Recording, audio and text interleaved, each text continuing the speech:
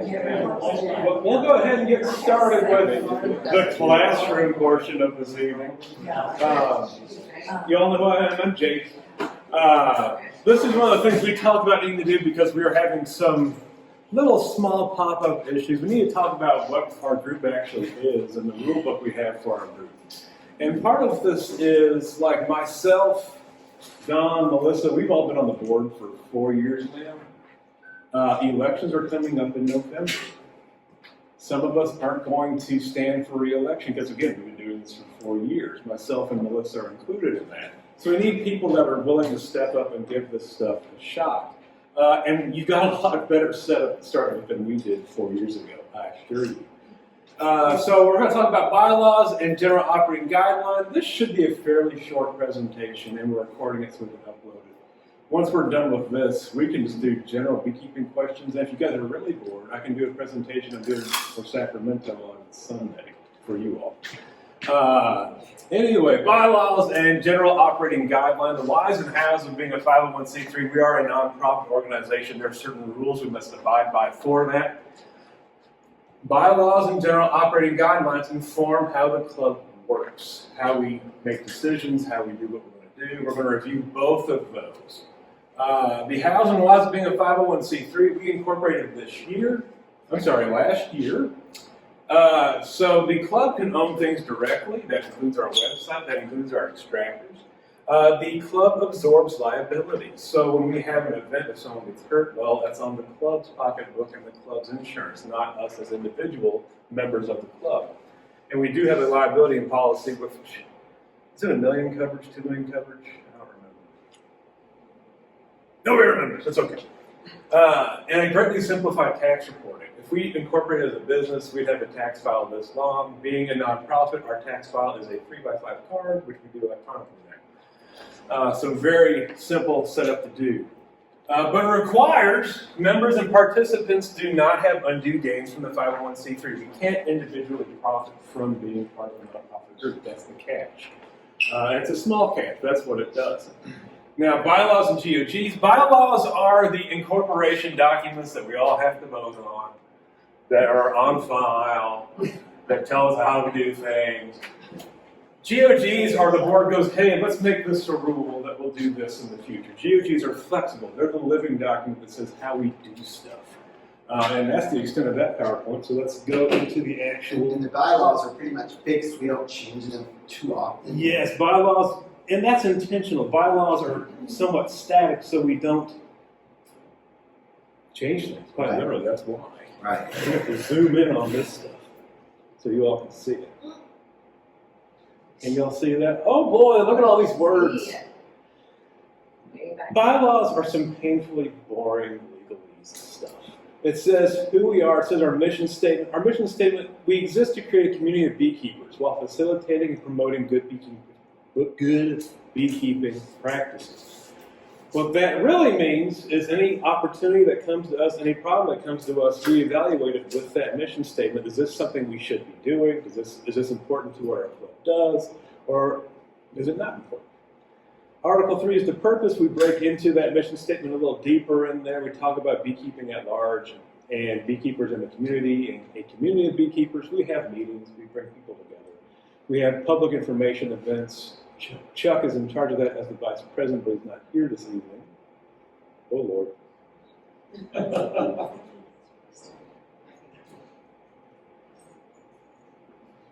Okay, I don't know why it's hopping like that, but that's okay. Life will go on. Can I ask a question? No questions. Yes. Why do we need insurance? I don't understand. What would be? Somebody gets stung by a bee and they're allergic for. There are rare events. There are rare events, but they tend to be high dollar events when they occur, and that's why.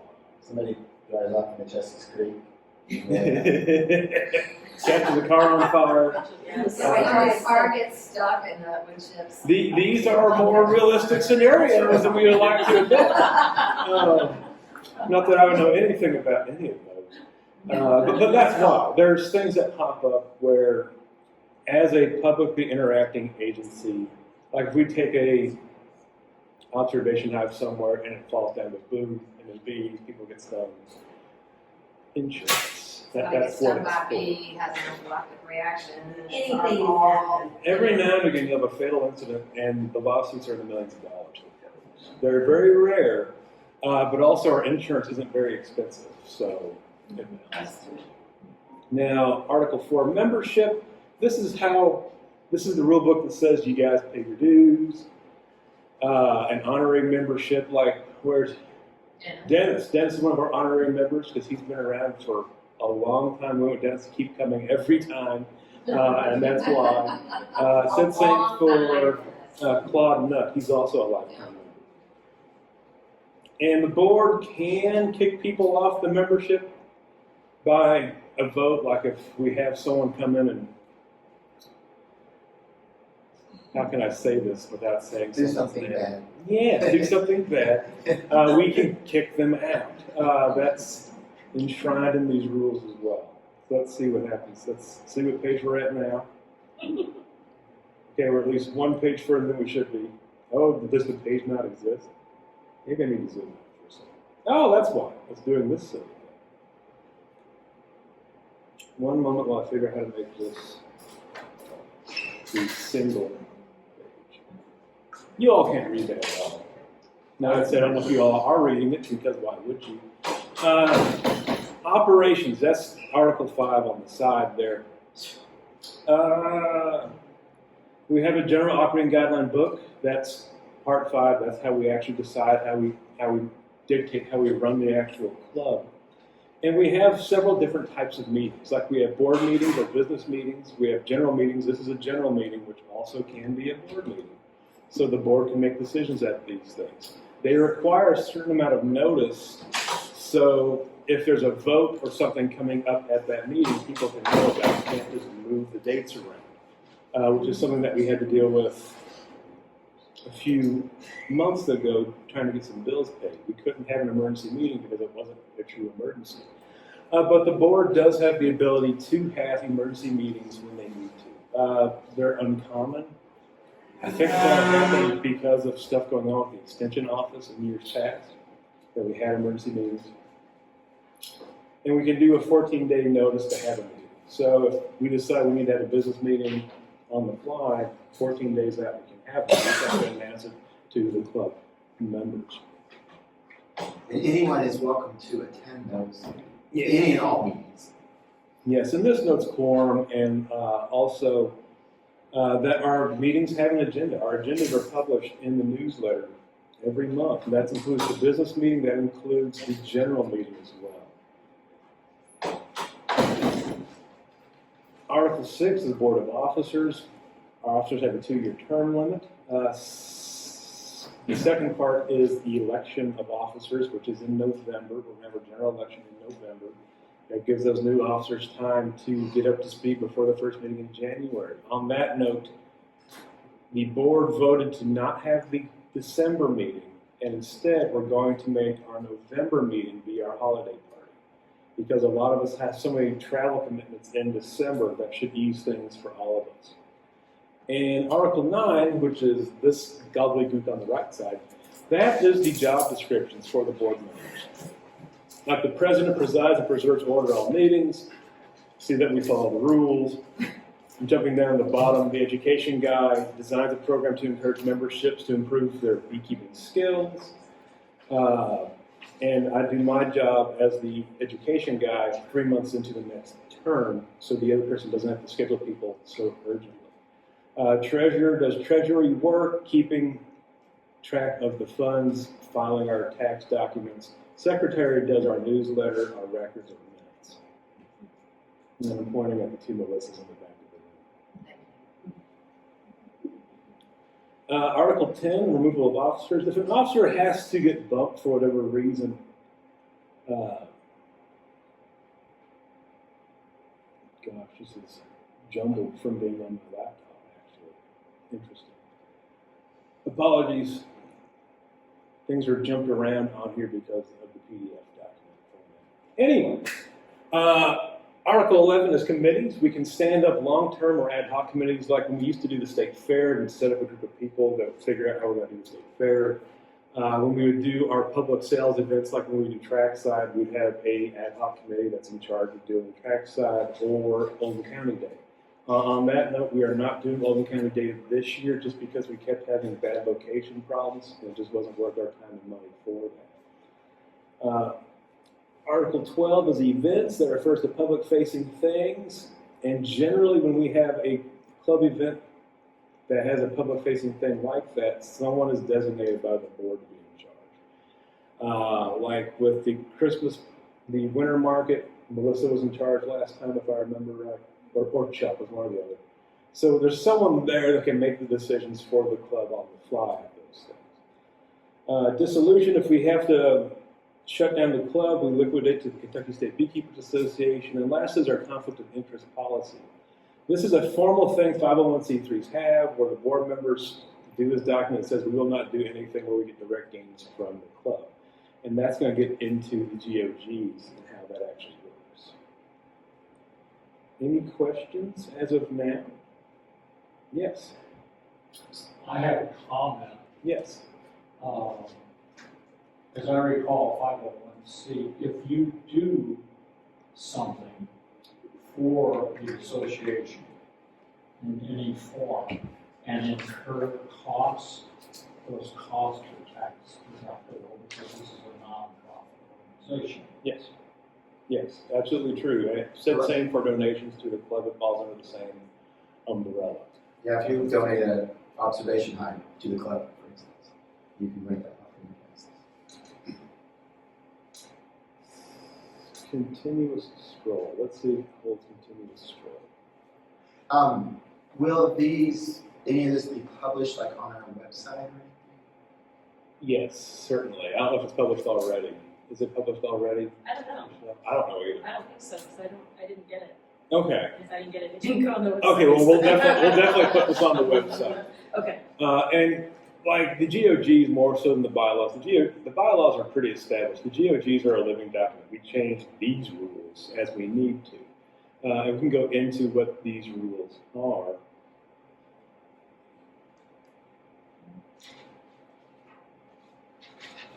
Like our meetings. How do we handle meetings?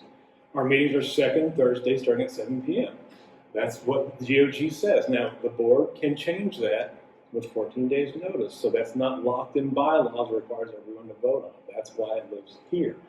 Other things that live in GOGs are member dues. So we used to be $5, which doesn't even buy a Big Mac at this time. We upped it to 20, then 30, so we could bring in outside speakers and do a lot more flexibility with our classes. We also have field days when we can. Those are considered general meetings. And this one is not accurate because we're not having a December meeting. We also have our board meetings noted here starting at 7:30. And they follow the normal board business structure with the usual rules in place for those.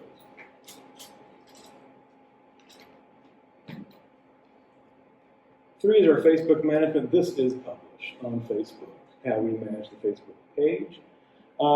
The only real times we run into trouble with that is when we have people haranguing each other, which is about every 3 months people get into it. And sales. The big thing with sales is if you sell bees, if you sell any live animal on Facebook, you have to be a brick and mortar establishment. You have to be a professional farm company or a professional pet store company. Regular old people who don't have that, you can rehome things and charge a rehoming fee. This is the stupid rules Facebook has done to us, but that's literally what it is. So you'll catch us telling people, you mean rehome them for $200.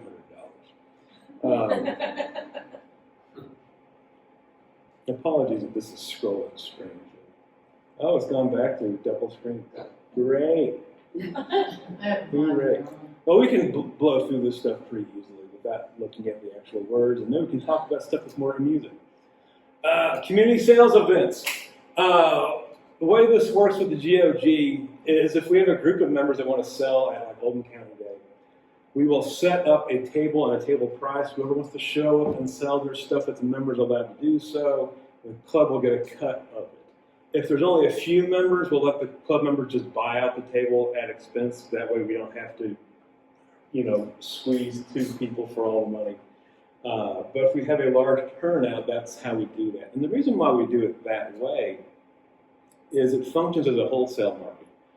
We're wholesaling our honey at 85% of retail to the club, and the club's selling it at retail and taking the 15%. That also keeps us from triggering those self-dealing rules with a 501c3 because we effectively function as a honey buying and reselling cooperative. There's always a reason why we do things the way we do, even though it might be a bit obtuse or hidden from you. Let me interject here real Yes. quick and say that we researched and researched and researched and researched this to death. Melissa talked to the number 2 at the IRS Yes. on the phone. I'll give you an idea how researched this is. The club can set a KSBA representative. We do not. That is the State Beekeeping Association. I probably am the de facto one. Number 6, death of a club member. This is one we actually put in after Dennis Spano passed. If a club member dies, the president will send a letter to that person's next of kin offering the club as a resource to deal with those colonies or that equipment that person might have left behind. When Dennis Spanauer died, he had like it. I'm sorry, Olive. This is here. Wrong one. He's still with us. Like a little worried right there. My bad. You see, the thing is, I would call that Dennis Grumpy Dennis because he's always grumpy. And this is Happy Dennis. So Yes, this is Happy Dennis. there's Grumpy Dennis, Happy Dennis, and Big Dennis, and we're down to Happy Dennis. But when Grumpy Dennis passed, we reached out to his family because he had like 10 hives. And the thing is, if you don't have someone that can step in and deal with those hives, they deteriorate very rapidly. And the last thing that family needs to see is their loved ones' bees perish. So, You guys are gonna have fun with me. oh yeah, just gonna burn it. Just burn it all. It's their turn. There's no way anybody can find one on. 7 is a general classroom. Can't die. Say again. Put it in the bylaws that Don cannot die. Well, we have to vote on it, the GOGs, but yes. Don must live I forever. almost died 2 mornings ago, about 5:15 in the morning. You died yesterday. It was a big wrecker, road raging a van. And the wrecker ended up pushing the van up against the concrete wall, and the van spit out and almost hit me. Went across the water and hit the other wall, which was like 12 feet, and then proceeded just to ricochet down that wall. And just glass and plastic would just hit my windshield. That was the one that shut down the water system. It was 2 mornings ago. Yeah. And I had a first row view. It was crazy. The guy in the wrecker had a train horn. I don't know if you've ever heard of a train horn. Yeah. But they were behind me at first. I didn't know what was going on. The van passed me and almost hit me because it went between me and a semi. And then this wrecker came behind me and it hit that horn. And I thought I was dead. It's like so loud. I thought I was dead. I thought I just had gotten killed.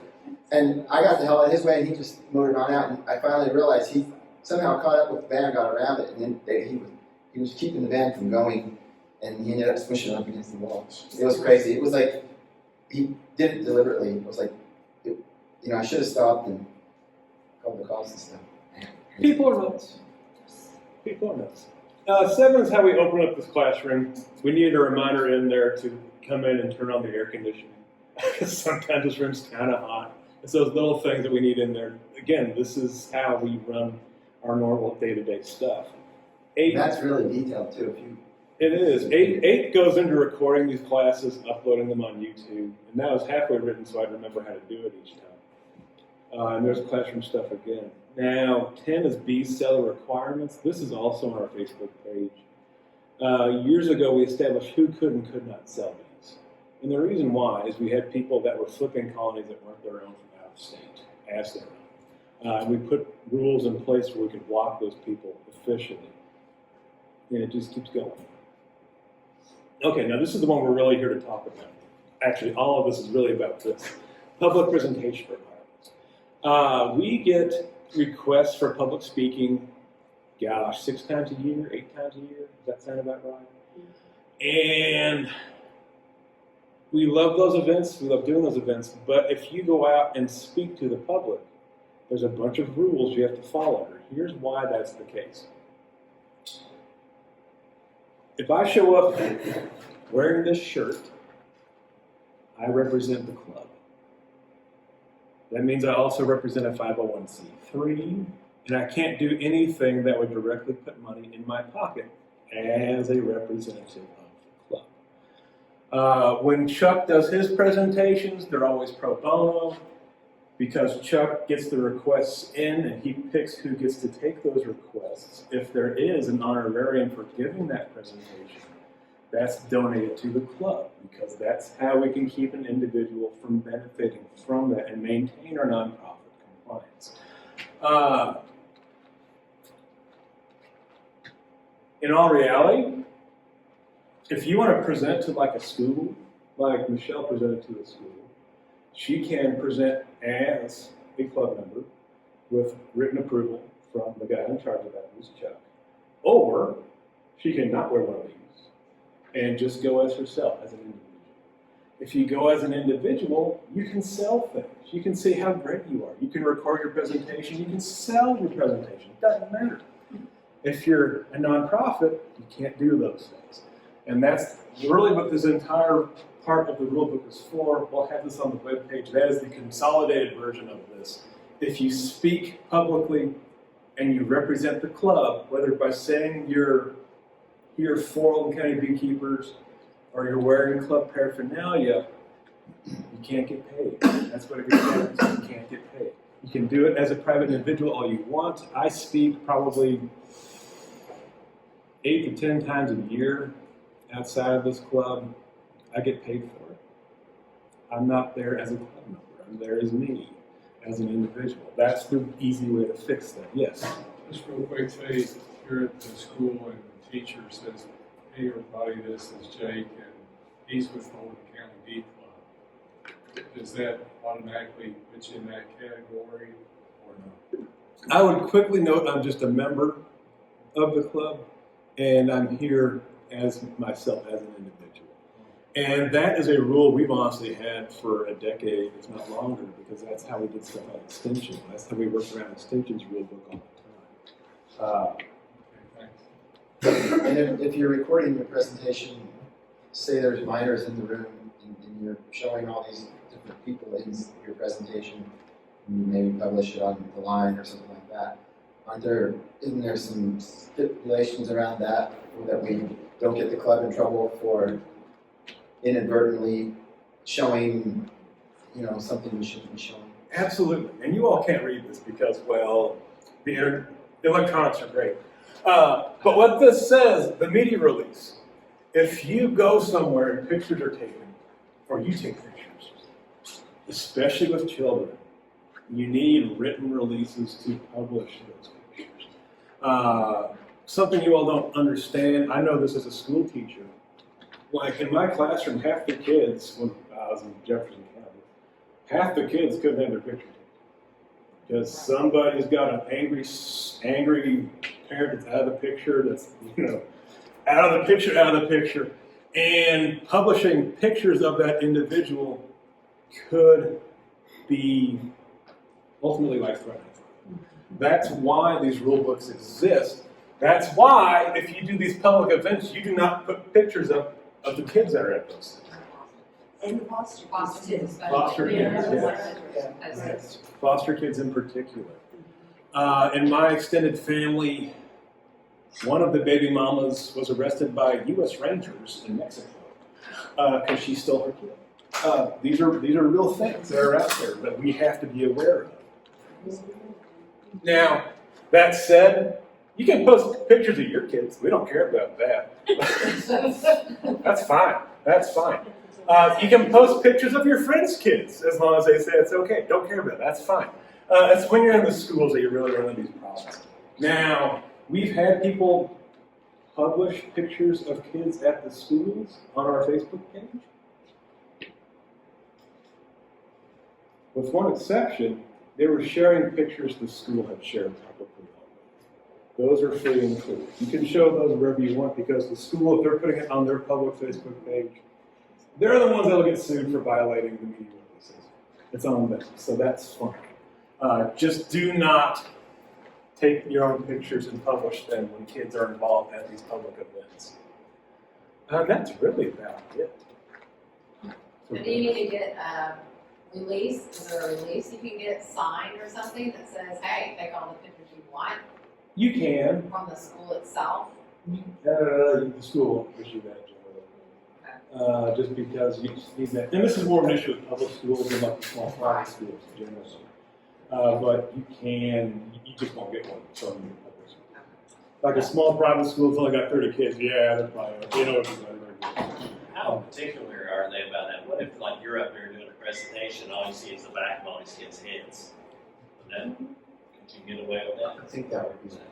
It's the question of stills versus movie. Like if it's a movie and the kids are moving around, it's going to capture their faces. If it's a picture still, I'd say it's fine. I'd say it's fine. And our conflict of interest policy is spelled out again, which is just part of being a 501c3. If we make money as a club representative, we need to give everyone an opportunity to make that so no individual has an undue chance at it. That's why our sales are a group thing. That's why our non-group things like public speaking, that gets donated to the club. That's why that's like that. That's it for the bylaws and GOGs. That's all What we're about doing. the plagiarism and material? Oh, that might be in the GOG. That's the GOG. It was on that last set of pages we looked at there. If you're representing the club, or even if you're not representing the club, don't plagiarize. And it can be as simple as saying, hey, I got this presentation from such and such, because the presentation that Chuck gives was the presentation I gave Chuck, and Chuck's given that presentation to Michelle and several other people. As long as you riff on it and make it your own, it's okay.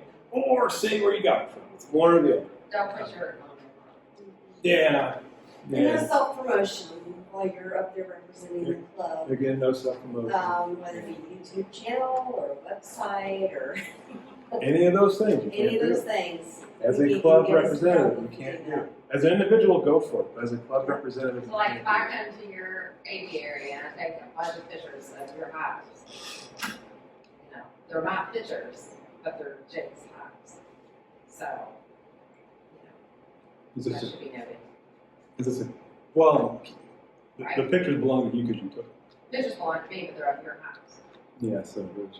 Yeah. That's great. That wiggle. I would say, I would know, these are Jake's hives. Yes, do Even though they're that. my pictures. Like when I would write for American Bee Journal, like if it's someone else's picture, I'm putting their name in there. Yeah, Don had a I can picture in see that there. it's your picture. I want to say Melissa had a picture in there. I don't remember at this point. You can steal my Anyway. picture. Any other questions, comments, statements, confusion about GOG? We will get these on the website, and we'll also put links in one of the upcoming newsletters if we could to that stuff. And it might be beneficial to post parts of it or a condensed version on Facebook and have it pinned We can just upload a whole PDF of it. You put it in the files. So Yeah. in files so and just make a PDF. note of it. Hey, go to the files where it'll answer all of your questions you ever wanted to know. Yeah. And the other thing is, we're doing this now because sometimes it takes a year to get all your bearings together to publish these things everyone. Sometimes it takes a year to know where the problems are going to be. Did we put in there, I can't remember, did we put in there like, what happens if you don't do this? What if you don't represent? It's not spelled out, but the club has very limited powers. That's exactly it. The club can kick you out. The club could potentially sue someone if they wanted to. That'd be a really egregious episode to warrant that, but sky's the limit. so who knows what we'll find out. Any other questions about this stuff? Any general beekeeping questions? Or anyone want to talk about their honey crop this year? Cool. How they've made bajillions of pounds of honey this year?